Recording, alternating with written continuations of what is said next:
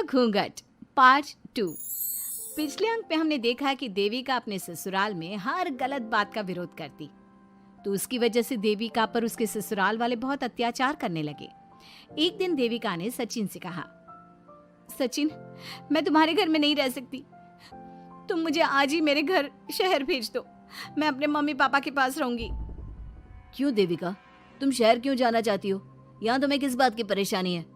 किस बात की परेशानी नहीं है सचिन, तुम्हारे घर के आदमी औरतों के साथ जानवरों जैसा व्यवहार करते हैं, मैं ऐसे माहौल में नहीं रह सकती। देखो देविका, तुम्हें यहीं रहना होगा। तुम्हारी शादी मुझसे हो गई है, अब मैं तुम्हारा पति हूँ और यही तुम्हारा घर है। अच्छा, तो तुम्हें याद है कि मैं तुम्हारी पत्नी हूँ? जब तुम्हारे पिताजी और चाचा जी मुझे एक एक हफ्ते के लिए कमरे में बंद कर देते हैं, तब तुम्हें क्यों याद नहीं आता कि जो औरत कमरे में बंद है वो तुम्हारी पत्नी है? जब तुम्हारे जीजाजी और भाई मुझसे बदतमीजी से बात करते हैं, मुझे खाने के लिए कुछ नहीं देते, तब भी तुम्हें याद नहीं आता कि मैं तुम्हारी पत्नी हूँ? देखो देविका, तुम बेकार की बातें मत करो। तुम यहाँ ढंग से रहोगी, सबकी बात मानोगी, तो कोई तुम्हें कुछ नहीं कहेगा। इस तरह जानवर की तरह रहना, ढंग से रहना है तो सॉरी सचिन, मैं नहीं रह सकती, मैं आज ही अपने घर जाऊंगी। ये बोलकर देविका अपना सामान पैक कर लेती है और घर से जाने लगती है। सचिन भी उसके पीछे पीछे चलता है और उसे समझाने की कोशिश करता है। जब ये सब जोगिंदर ने देखा तो बोल पड़ा, बहू, यह सब क्या हो रहा है? कहाँ जा रही हो? सचिन, बताओ अपने पिताजी को कि कहाँ जा रही हूँ मैं। तुम्हें शर्म नहीं आती अपने पति का नाम लेते हुए? मैं अपने पति का नाम ले रही हूँ, इसमें आपको क्या परेशानी है? आपका नाम तो नहीं ले रही हूँ ना? देविका, ये किस तरह से बात कर रही हो तुम पिताजी से? जिस तरह से करनी चाहिए उस तरह से कर रही हूँ बात। इससे अच्छी तरह से मैं तुम्हारे घर के किसी भी आदमी से बात नहीं कर सकती। तीनों की बात सुनकर घर के बाकी लोग भी वहां आ जाते हैं। तभी जोगिंदर कहता है, हमारे घर की औरतें अपने मर्दों का नाम नहीं लेती। तुम्हारे शहर में होता होगा, लेकिन हमारे यहाँ पर ऐसा कुछ नहीं होता। बहू, सचिन तुम्हारा पति है, तुम उसका नाम मत लिया करो।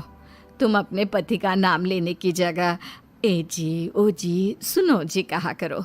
पति ना परमेश्वर होता है। तो परमेश्वर का तो हम नाम लेते हैं। क्यों माँ जी, क्या आप अपने इष्ट देव का नाम नहीं लेती? माँ जी, ये सब इन पुरुषों के बनाए तौर तरीके हैं, औरतों को दबाने के लिए। ये बेशर्म लड़की ऐसा नहीं सुधरेगी। ये हमारे घर की औरतों को भड़का रही है।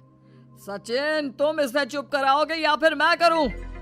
नहीं नहीं पिताजी, मैं अभी समझा देता हूँ। चलो देविका अंदर, और कितना तमाशा बनाओगी मेरा। सचिन, मैं अंदर नहीं बाहर जाऊंगी, अब मैं यहाँ नहीं रह सकती। देविका की बात सुनकर महेंद्र कहता है, भाई साहब, ये लड़की इस घर से और गांव से बाहर ना जानी चाहिए, नहीं तो हमारे घर और गांव की औरतें भी ऐसी ही हरकतें करेंगी, वो भी मर्दों के खिलाफ बगावत करेंगी। और मैं भी देखती हूँ कि मुझे घर से बाहर जाने से कौन रोकता है। बहू, इनसे बहस करने का कोई फायदा नहीं, तुम अंदर चलो। इस गांव के मर्दों के अंदर बहुत अहंकार भरा हुआ है। देविका किसी की बात नहीं सुनती और अपना सामान उठाकर घर से बाहर जाने लगती है। तभी वहां मोहन और कल्याण आते हैं। कल्याण देविका के हाथ में से उसका सूटकेस छीन लेता है और मोहन देविका को जोरदार थप्पड़ मारता है। देविका का सर दीवार में लगता है और वो बेहोश हो जाती है। देविका, देविका तुम ठीक तो हो? भैया, आपकी हिम्मत कैसे हुई मेरी पत्नी पर हाथ उठाने की? सचिन, तुम जल्दी से देविका भाभी को अंदर कमरे में ले जाओ, मैं अभी वैद्य जी को लेकर आती हूँ। वीना जल्दी से वैद्य जी को लेकर आती है। वैद्य जी थोड़ी देर तक देविका की जांच करते हैं और कहते हैं, मुबारक हो आप सबको, आपकी बहू माँ बनने वाली है। अभी तो मैं आपको दवाई दे देता हूँ, लेकिन आगे इनके इलाज के लिए आपको दाई अम्मा को बुलाना होगा। ये बात सुनकर घर के सभी लोग खुश होते हैं। देविका को जब होश आता है, उसे ये बात पता चलती है तो वो बहुत खुश होती है। वो सबसे कहती है, मैं अपने बच्चे को यहाँ नहीं रख सकती। क्यों बहू, क्या हुआ? अब तुम ये सब बातें मत सोचो, तुम्हें आराम करना चाहिए। नहीं माँ जी, आप नहीं समझ रही। अगर मेरा बेटा हुआ तो इस घर के मर्दों की तरह अहंकारी और औरतों पर जुल्म करने वाला बनेगा, और अगर मेरी बेटी हुई तो वो जानवरों की तरह जुल्म सहने वाली बनेगी। और दोनों ही अनपढ़ रहेंगी। देविका की बात सुनकर घर की सभी औरतों को पहली बार एहसास हुआ कि वो किस अंधकार वाले समाज में जी रही हैं। लेकिन फिर भी घर की सारी औरतें उसे ही समझाती हैं। बहू देखो, तुम्हारी बात सही है, लेकिन तुम इस हालत में सफर नहीं कर सकती।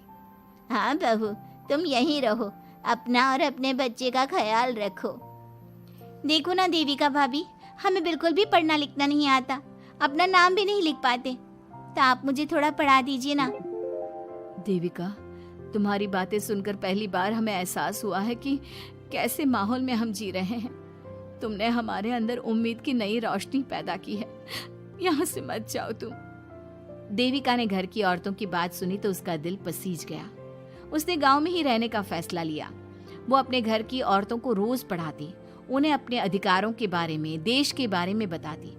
इसी तरह कई दिन बीत गए और एक दिन सुजाता ने सचिन से कहा, सचिन, देविका की तबीयत ठीक नहीं, तुम जल्दी जाकर दाई अम्मा को बुला लाओ ना। भाभी, दाई अम्मा क्या कर लेंगी? आप किसी डॉक्टर को बुला लो, मेरी तबीयत ठीक नहीं है।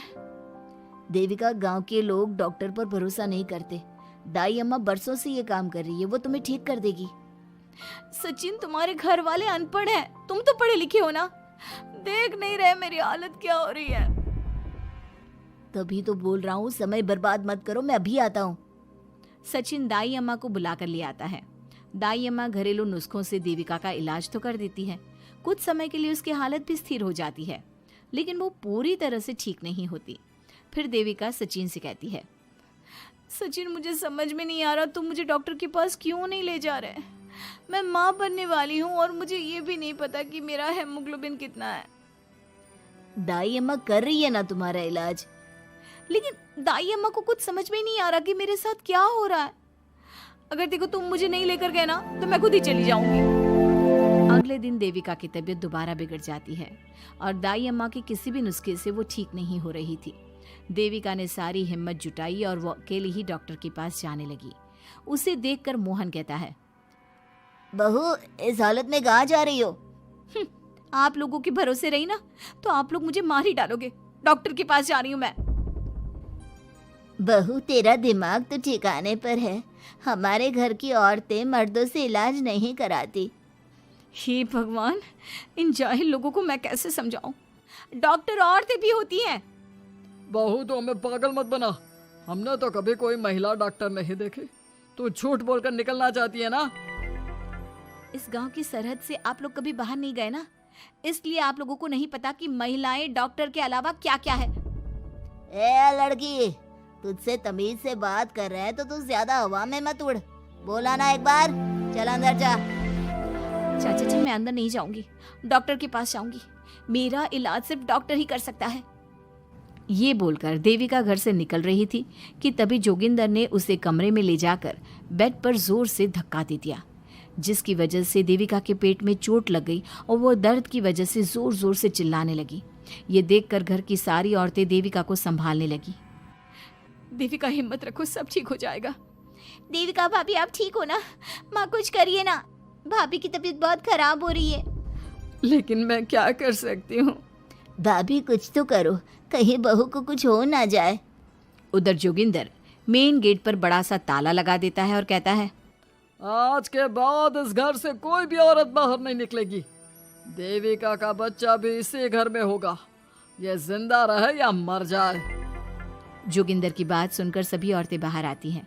जब विमला को इस बात का एहसास हो जाता है कि जोगिंदर देविका को डॉक्टर के पास किसी कीमत पर नहीं जाने देगा, तब विमला पहली बार अपना घूंघट उठाकर तेज आवाज में कहती है, मैं भी देखती हूँ देविका को डॉक्टर के पास जाने से कौन रोकता है। आज देविका डॉक्टर के पास जाकर रहेगी। देविका की सास का घूंघट आखिरकार उतर ही गया।